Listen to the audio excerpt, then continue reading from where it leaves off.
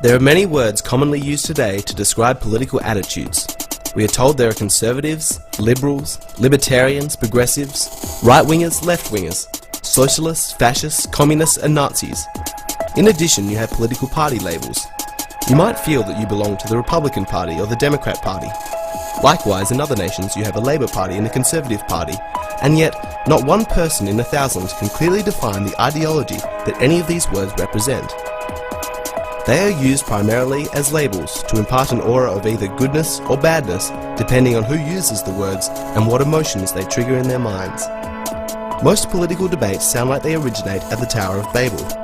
Everyone is speaking a different language. The words may sound familiar, but speakers and listeners each have their own private definitions. If we are to make sense of the political agendas that dominate our planet today, we must not allow our thinking to be contaminated by the emotional load of the old vocabulary, because once definitions are commonly understood, most of the disagreements come to an end. To the amazement of those who thought they were bitter ideological opponents, they often find they are actually in basic agreement. It may surprise you to learn that most of the great political debates of our time can be divided into just two viewpoints. All of the rest is fluff. Typically they focus on whether or not a particular action should be taken, but the real conflict is not about the merits of the action, it is about the principles, the ethical code that justifies or forbids that action. It is a contest between the ethics of collectivism on the one hand and individualism on the other.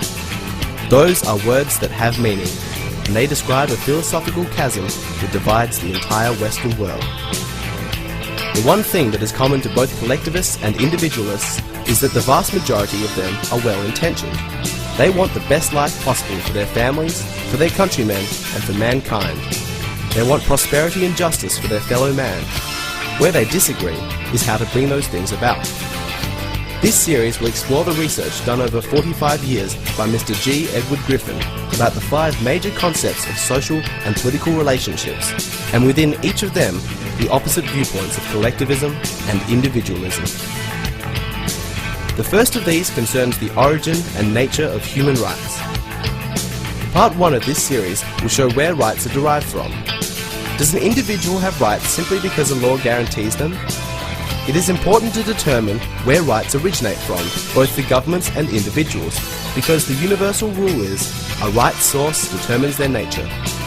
Where does the justification for protecting those rights come from, and where does an individual or government claim their authority from when they exert force over others in protecting those rights?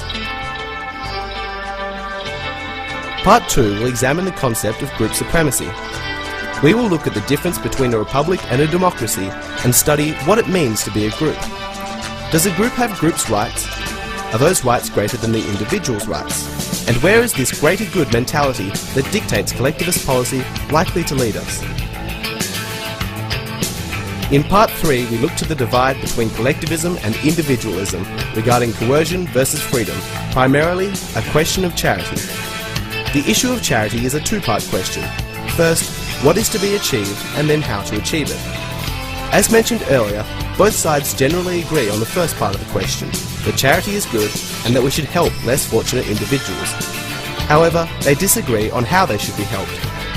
Collectivists favour a Robin Hood syndrome, using government and taxes to redistribute wealth, and paint individualists as selfish for objecting to this.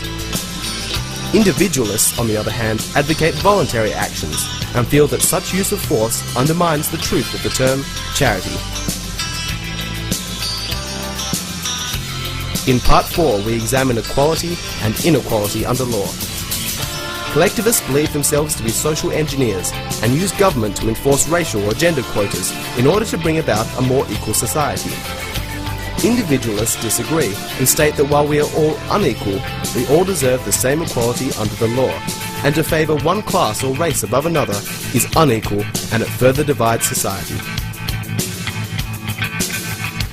The final part of this series explores the proper role of government, the difference between an individualist and a collectivist state, and where each government will take its society.